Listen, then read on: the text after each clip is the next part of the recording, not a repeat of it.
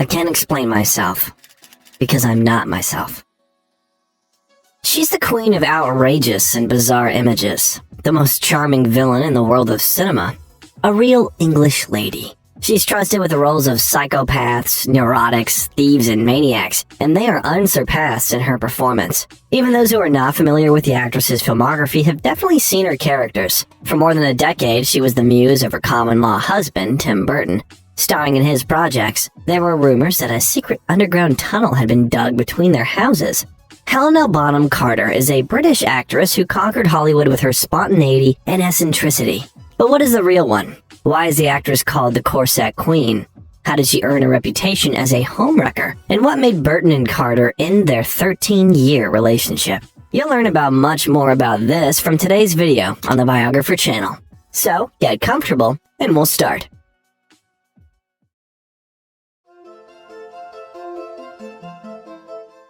Helena Bonham Carter was born in Islington, London on May 26, 1966. She comes from one of the most famous political families in England. Her father, Raymond Bonham Carter, was a merchant banker. Her great-grandfather was the Liberal Prime Minister, Lord Asquith, and her grandmother was Lady Violet Bonham Carter, a well-known politician, orator, and member of the House of Lords. Her mother, Helena, née proper de Calhoun, was a psychotherapist. Her maternal grandmother was the Spanish ambassador to the United States, Canada, and Norway.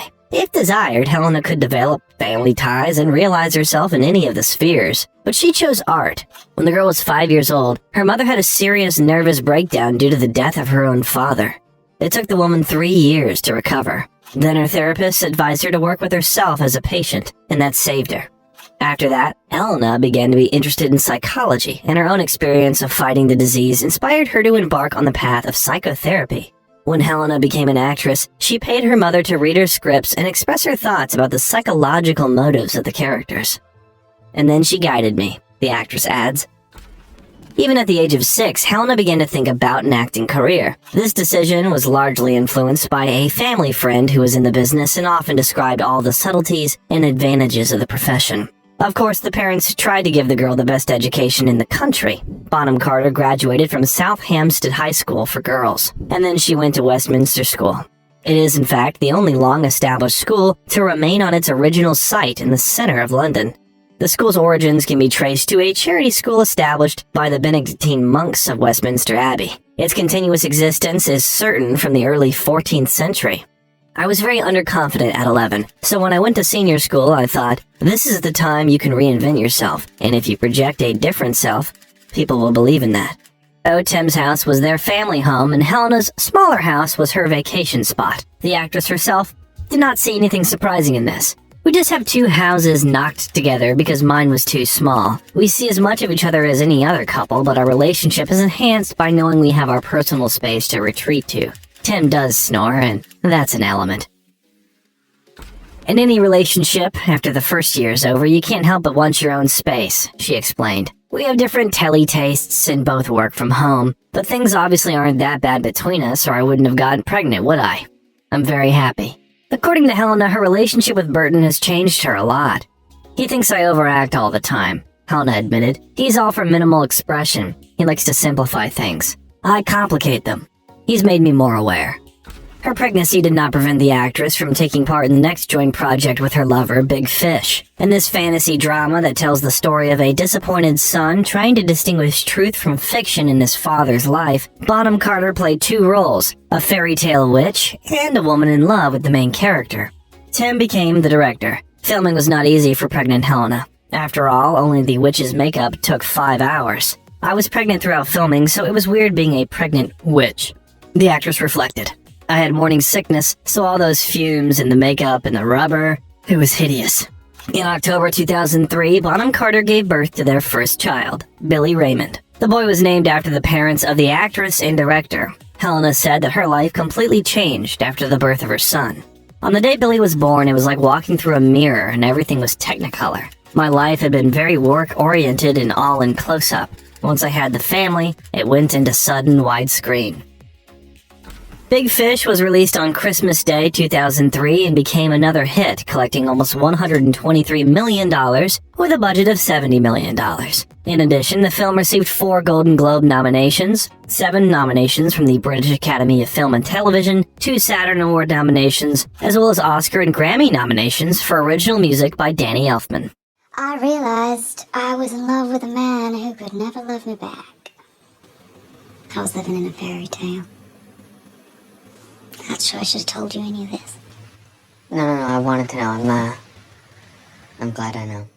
The 2004 year became a time spent in the family for the actress, where she focused more on the role of the mother, rejecting all other roles. However, Carter did appear in one film. She played the cameo role of Beatrice Baudelaire, the mother of the Baudelaire orphans, with whom a number of adventures take place in Brad Sibberling's black comedy, Lemony Snicket's, a series of unfortunate events. The main antagonist in this picture was played by Jim Carrey, but Helena's face was never shown there. By the way, the biography of the legendary Jim Carrey is already on our channel, so after watching this video, we invite you to plunge into the world of this eccentric comedian. We'll leave a link for you in the description below this video. Helena played one of the smallest roles in Burton's movies, film adaptation of Roald Dahl's famous book Charlie and the Chocolate Factory. In the great remake, Bonham Carter played the role of Mrs. Bucket, Charlie's mom. The film was released in the United States in July 2005 and received exceptionally good box office receipts. But for the actress, the film was special because here, for the first time, she managed to work with a family friend and godfather of her son, Johnny Depp. Although Johnny was a close friend of the couple at the time, at first he was only a friend of Burton, and only later got to know Helena better, and they began a very warm relationship. Bonham Carter often said that in the beginning she felt like the third wheel in this tandem.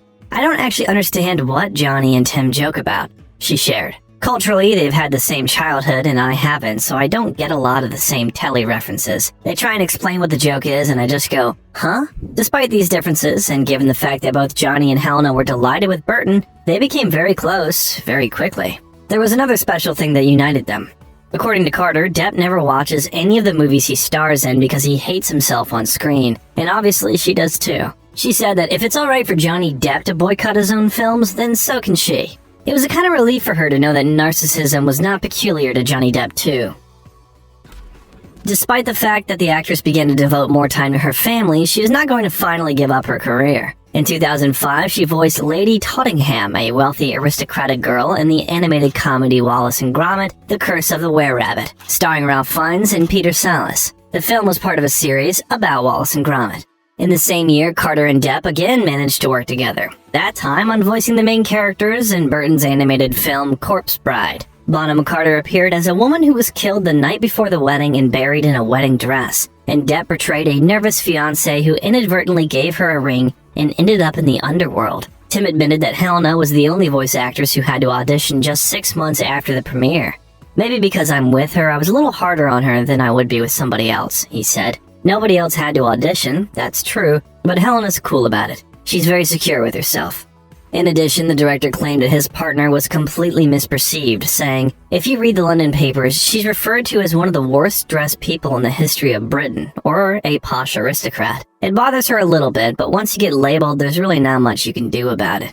Bonham Carter's extravagance was not really understood by everyone, but it was her personal expression. The actress says that she buys things in various shops and flea markets. The main condition is that she likes the thing, but she doesn't avoid designers either. So the most beloved for Helena is Alexander McQueen. His designs are closest to her, and the rest is all a matter of imagination and self-perception, she explained. "Our appearance says a lot about us. However, sometimes she's surprised by her own choice of casual clothes. Even when I think I'm being normal, somehow it comes out wrong. It really does. I later see the photos and think, what was I thinking?" Her style alternates with old-fashioned luxury and modern teenage style, and often these two styles are combined in one look.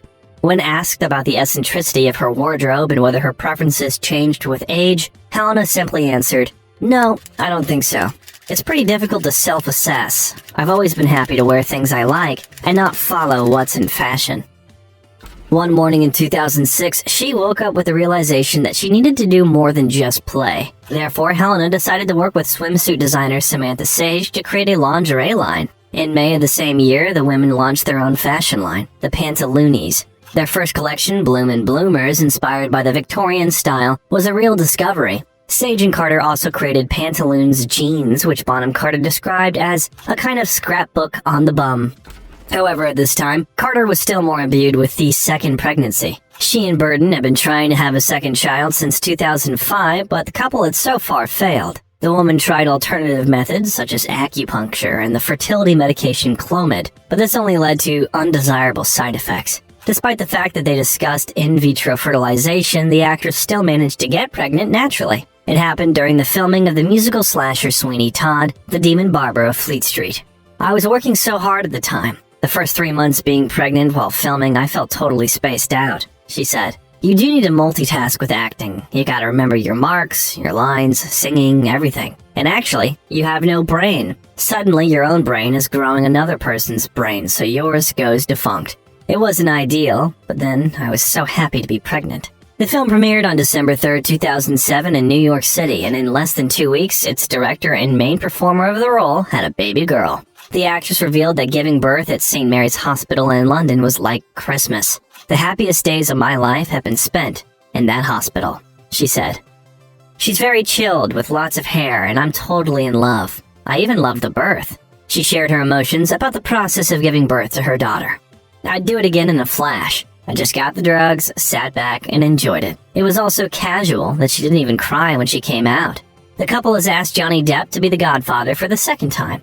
They explained their decision by saying that they didn't want any of their children to be jealous that Jack Sparrow was a godfather of one of them. However, back to Sweeney Todd.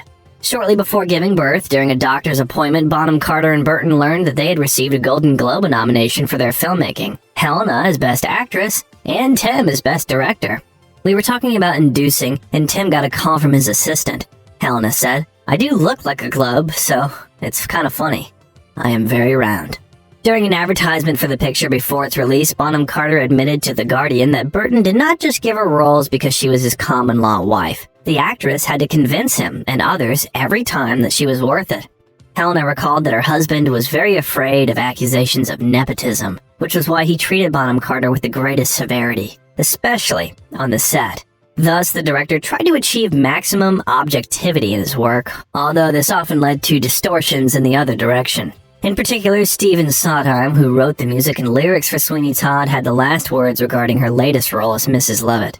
Bonham Carter auditioned for Sondheim, not Burton, and the actress said that getting the role was the most absolutely amazing thing. "I just could not believe it," she said. Nor could Tim, actually. He burst into tears, and I burst into tears. In addition, Carter took numerous vocal lessons and learned how to make pastries while preparing for her role. The actress rehearsed her songs while practicing baking techniques in order to perfect the quick, syncopated rhythm of the music. Everything wasn't quite smooth on the set of the film, too. The star couple constantly argued about what happened to them almost for the first time. "We weren't actually very argumentative as a couple, except on Sweeney," she added. "It might have been the subject matter, you know? Tim sort of identified with Sweeney, and I was playing Mrs. Lovett." Apparently, such a cunning approach of the actors really worked because the picture collected more than $153 million with a budget of $50 million. And since its release, Sweeney Todd, the Demon Barber of Fleet Street, has been rated as one of the best musical films of the 21st century. However, Helena did not feel much about the commercial component of success at that time because all her thoughts were focused on taking care of her two lovely children. When her daughter was only a month old, she was still on breastfeeding duty, trying to think of a name. And just 7 months after the birth of their daughter, Bonham Carter and Burton named her. They agreed on Nell, a diminutive form of Helen in honor of all the Helens in the family, because besides Helena, there was her mother Elena and her grandmother Helen.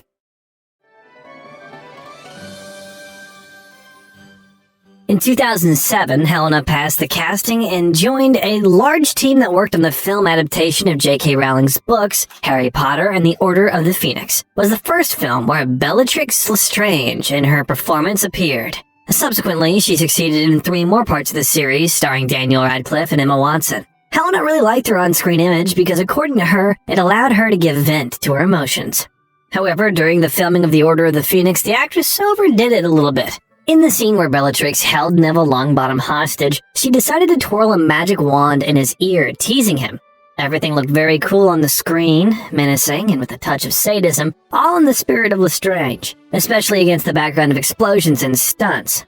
When one such explosion occurred, Matthew Lewis went one way, Helena the other, and the magic wand hit him right in the ear. After the shooting, the actor approached one of the stuntmen and told him that he couldn't hear anything with his right ear. It turned out that the wand entered the ear by about 1 inch and pierced the eardrum. Fortunately, his hearing was restored and now the actor hears perfectly, but Helena was very offended for her carelessness, although no one accused her of anything.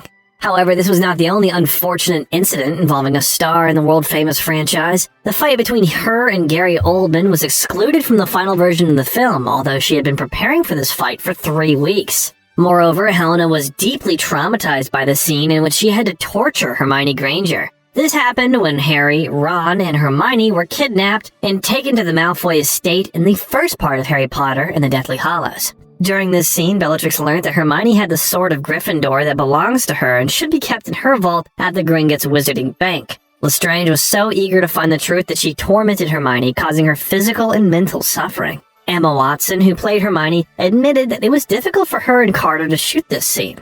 Contrary to what might have been expected, Helena did not enjoy the torture of Watson's heroine.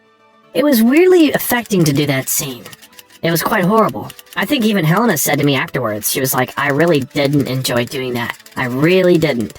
She usually gets very into that kind of evil stuff, but I think she felt quite uncomfortable. Both actresses took this intense scene very emotionally, which deeply influenced the main characters and the actors who played them. However, the idea to carve the offensive word mudblood on Hermione's hand came to Carter and Watson to emphasize the greater drama of the situation. This was not in the original script, but was added as an attempt to make Lestrange's hatred and cruelty more palpable. And what's your favorite character in the Harry Potter franchise? Write in the comments. It would be interesting to hear your opinion. Bonham Carter demonstrated real acting skills in the role of Bellatrix, and critics wrote about her shining but underused talent. The actress's performance amazed fans of the franchise and cemented her status as a Harry Potter legend.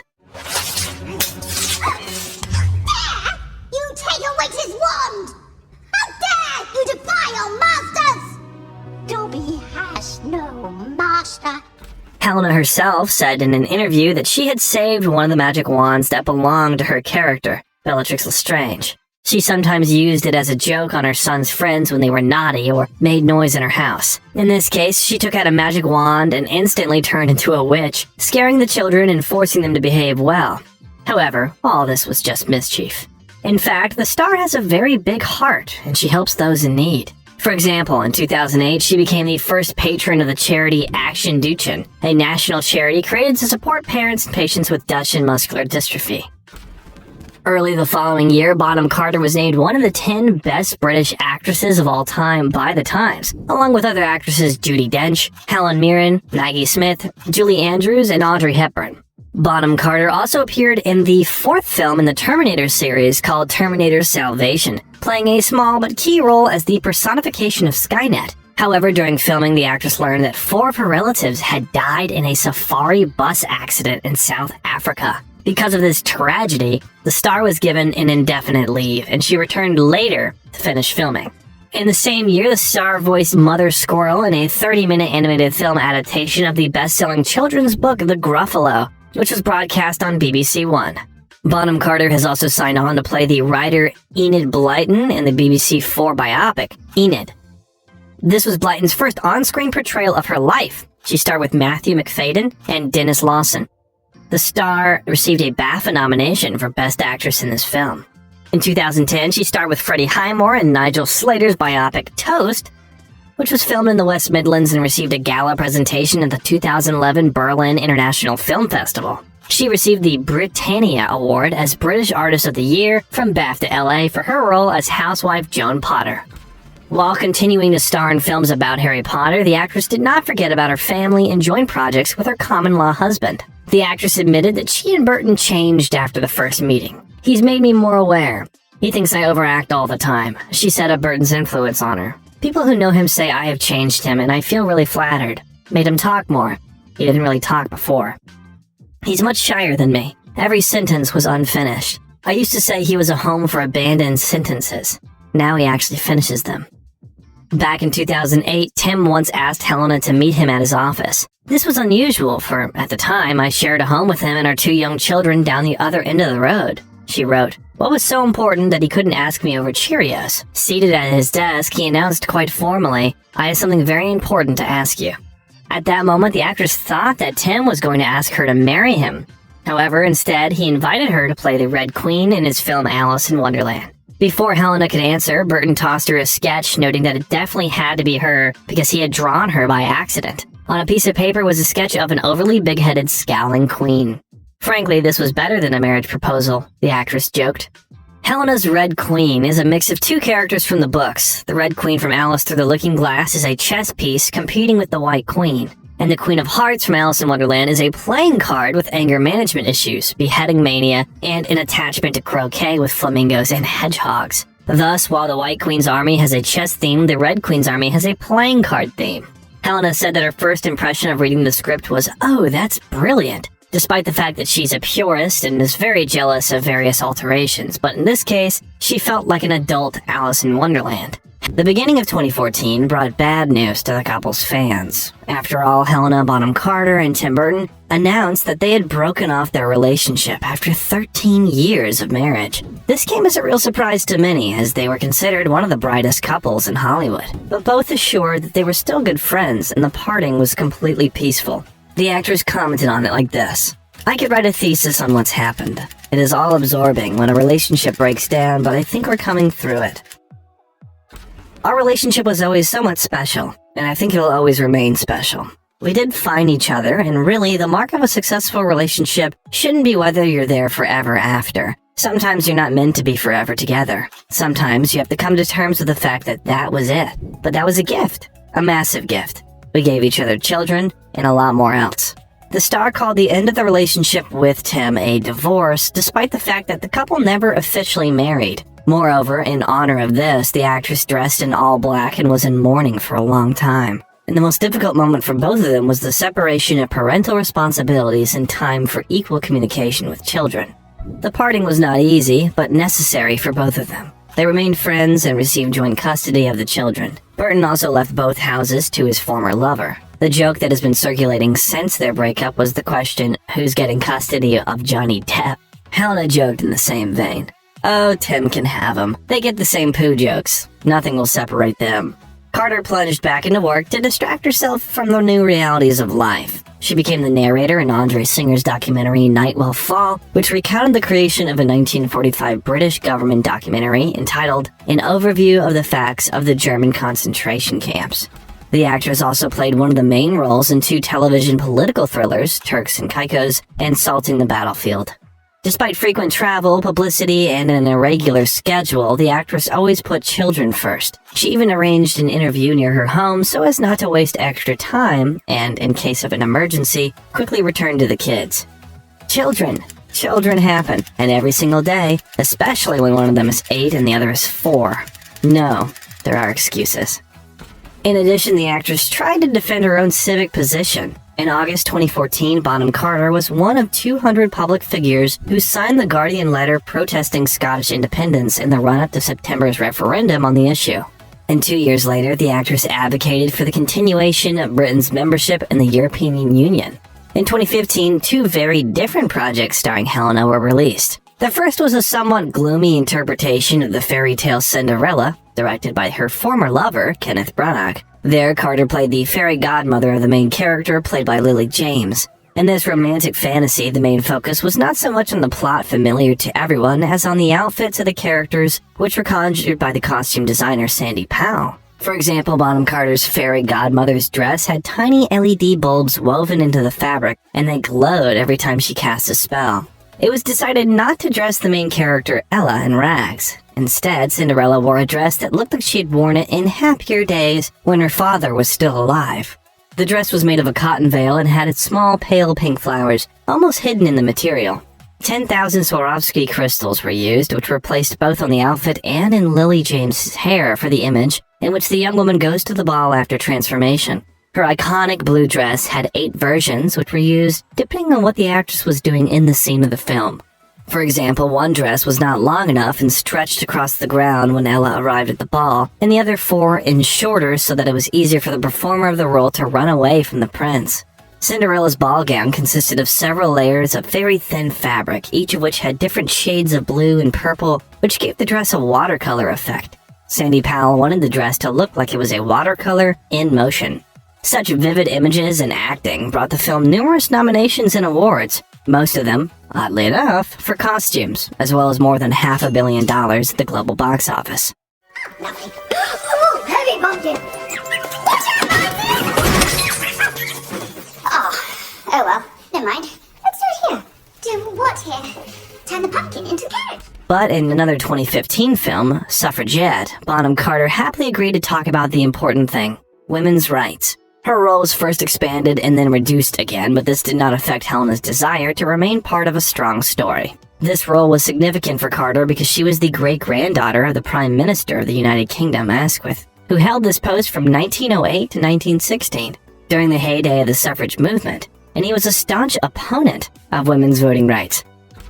At the premiere of the film in London, the feminist group Sisters Uncut overcame barriers and staged a protest on the red carpet on the issue of reducing domestic violence services, saying that the battle isn't over yet. The film's stars continued to give interviews and meet with fans, and activists chanted, "Dead women can't vote," and "We are suffragettes." In an interview during the premiere, Bonham Carter said, "I'm glad our film has done something. That's exactly what it's there for," adding that the protest was the perfect response to the film. What do you think? Was the protest action on the red carpet really appropriate? Write in the comments. Let's discuss it. Carter then turned into Princess Margaret in 3 and 4 seasons of the popular Netflix series The Crown, replacing Vanessa Kirby, who played her younger version for the first 2 seasons. She played this royal very well, receiving several award nominations, including an Emmy Award for Best Supporting Actress in a Drama Series. Among Carter's list of popular roles, Princess Margaret is undoubtedly one of the most famous, especially among younger audiences. By the way, Bonham Carter knew personally the real Princess Margaret through her uncle Mark. When they asked him to guard Princess Anne, who was at Windsor. Wow. Not Anne. Margaret. Sure. The actress admitted that before filming began, she had a rather superficial and caricatured idea of Margaret, like many, but she considers the princess's accusations of drunkenness, conflict, and irreverence unfair.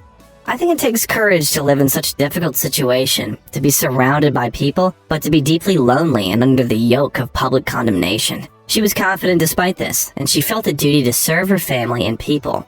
She was a wonderful woman," she explained.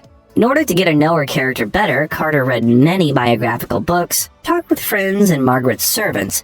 It was in conversations with the princess's hairdresser, her maids, that the actress saw an opportunity to reveal the identity of her character for real. "It gives me confidence in my work, and I enjoy the process of studying a person," she explained. There were also quite non-standard ways, so Bonham Carter even sought the help of a psychic to establish contact with Margaret's spirit in the otherworldly time dimension. It sounds ridiculous, and I know that most people will say that I'm crazy, but I definitely feel that there's a special energy of people that remains after their death. After working on 2 seasons, the actress was sorry to leave her character. According to her, this acting experience was incredible on many levels, and during the work she was able to feel intimacy with her character. The role of Margaret is actually a license for hooliganism and disobedience, and it was very funny, she shared. But in the comedy thriller Ocean's 8, Helena appeared in the already classic image of an eccentric person. She and other cast stars, including Sandra Bullock and Cate Blanchett, showed an alternate history of an already familiar plot.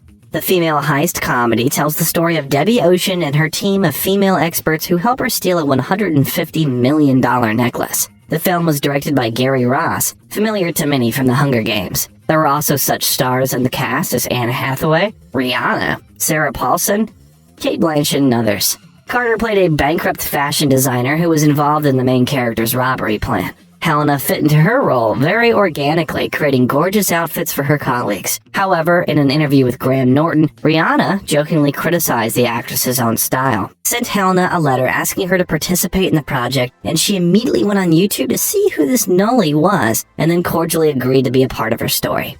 And the story of this actress is really full of drama. She was on a soap opera for 19 years, and she was fired publicly without warning for no reason. She was immediately replaced by Gabrielle Drake, who was 30 years younger. Carter doesn't think women should apologize for getting old. The fact that I got the role of Nolly, I was thinking, God, I'm so lucky at my age to get this part, which is frankly, possibly one of the best parts I've ever been offered. and at my age. As for the star herself, she says that aging only made her happier. I'm definitely the cliche of saying I'm miles happier than when I was younger. I don't want to ever go back there. My envelope might be less strictly aesthetically pleasing, but on the inside I'm much more interesting and dynamic, and I think attractive. Well, as you can see, Helena Bonham Carter never ceases to amaze her fans. She can be refined and simple, clumsy and charming, equally good at playing evil and good witches. Her spontaneity and natural talent help her transform into anyone and become a real decoration of any film. There is something undoubtedly old-fashioned, nostalgic, even sad about her. We hope that we've answered all the questions that you might have about our star today, and we'll be grateful for your like. And if you want to know even more about the iconic Helena, Johnny, Tim trio, you can click on the video that appears on your screen. How did Depp and Burton meet? What do Helena and Johnny have in common? Follow the link and enjoy watching. It was Biographer with you. See you very soon.